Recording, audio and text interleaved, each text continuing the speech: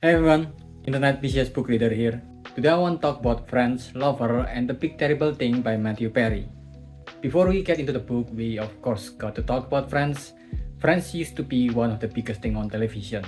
It got so popular and gained such a large fandom that it is one of the first example of people who cannot tell the difference between counterculture and anti-mainstream hates it with a passion. At one point, I think hating Friends is the popular thing to do.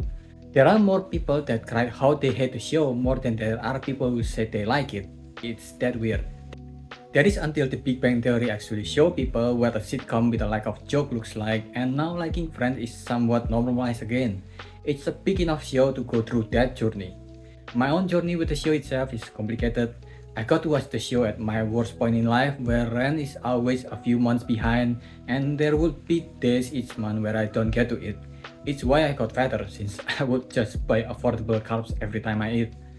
I had to work for multiple jobs with that condition, and since there's barely any money for rent and foods, there's barely any money or even time for entertainment. That's when multiple friends came in clutch. I had a dusty old tube TV from a relative, another one gave me an old DVD player when DVD player is still popular, and another friend gave me 10 seasons of Friends where about a quarter of the 6 or 7 season doesn't work. DVD tends to do that.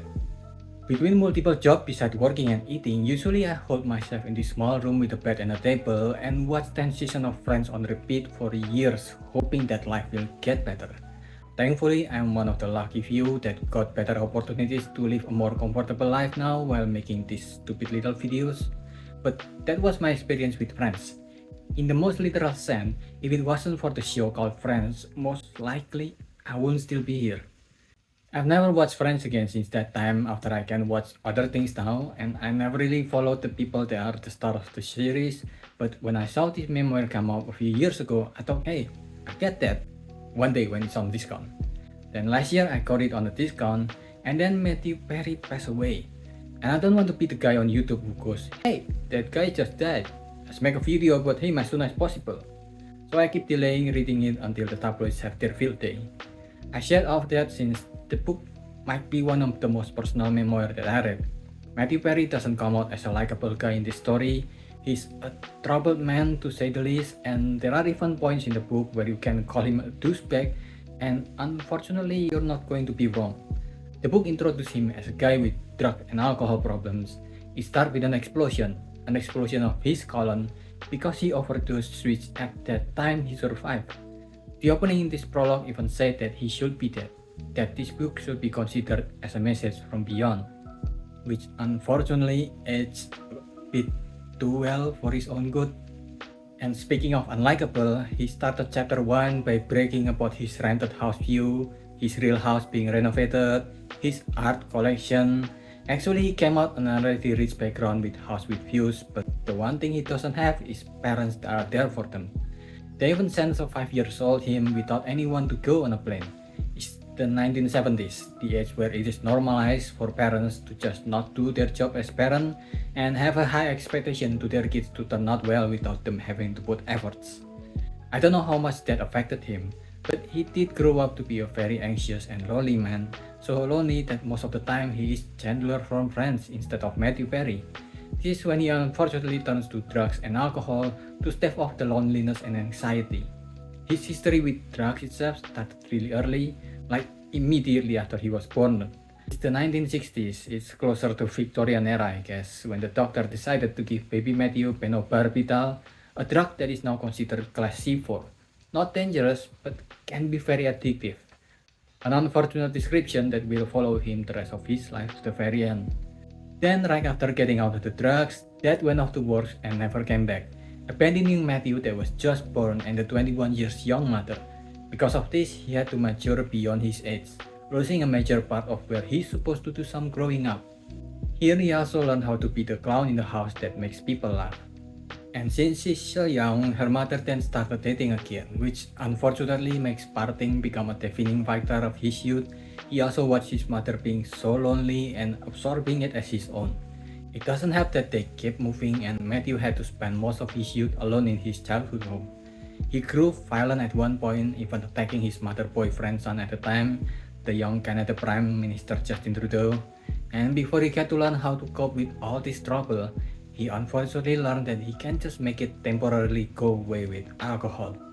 And as he get in touch again with his dad, he spent more time enjoying father-son moment with more drinks. This cemented in him further that for the best moment in life, you need drinks. His dad helped him dig deeper into alcoholism. And as a lot of alcoholic with insecurities tends to do, he became a known douchebag around town, and as his career as an actor in LA got further, he also learned how to do drugs since it's Hollywood. And as he grew more famous and more successful with friends and many more movies, he hung out even more with people who can handle drinks better than him. He grew up to unfortunately be a very self-centered and materialistic man who mostly thinks only of himself. Even as Julia Roberts, his act, got an Oscar, the joke he made was, "I'll take you back," which still focuses on himself. And in later years during COVID, he still seems to only care about himself and his big house and how he is feeling, as if he's trying to throw money and success to his problem and make it go away. Almost at the end of the book, he did learn that, hey, maybe I should think about others, maybe I should help others. But now here we are, about half years to his passing due to ketamine overdose.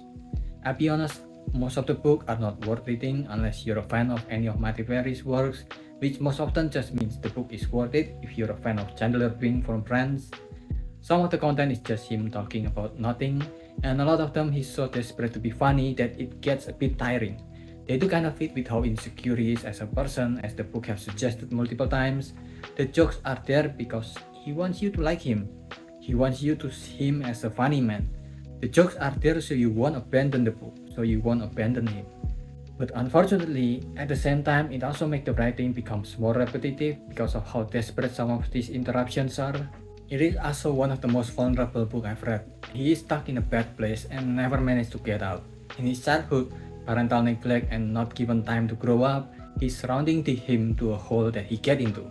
And as an adult, while he found people that offers him rope to climb out, he's busy digging into the hole further instead of grabbing the offered help. The guy never did manage to climb out of that hole, never learned how to be vulnerable and let go of control while sober and clear-headed, never learned how to deal with his fear and insecurities. So every time he gets closer to someone, the more intense the fear of getting abandoned. And while in fiction, I Can Fix Him or I Can Fix Her is a genre that is functioning on an impossible level of plot armor, in real life, being with someone that needs fixing is miserable. So he did get abandoned a lot. What makes it worse for him is that at the age of an adult, he realized that it is his own fault that he got abandoned. Honestly, if you come out of the book disappointed at the man named Matthew Perry, I wouldn't be surprised. And I think there's more value to this story because he did not try to make himself to look like the good guy. It's a very flawed book from a very flawed man, but maybe you can learn something and find strength from reading his experience if you're dealing with the same addiction. Maybe, just maybe, sometimes it is better to learn from someone about what not to do instead of what to do. And there's definitely tons of what not to do listed in the book that people can avoid. My wish as someone whose life is saved by this little show called Friends is that maybe people can find the strength they needed to go through day-to-day life by reading the life of such a troubled man. I give this a 3.25. What do you think? Are you gonna read it? Did I miss anything? Leave your thoughts in the comment below and subscribe to the channel. That's about it.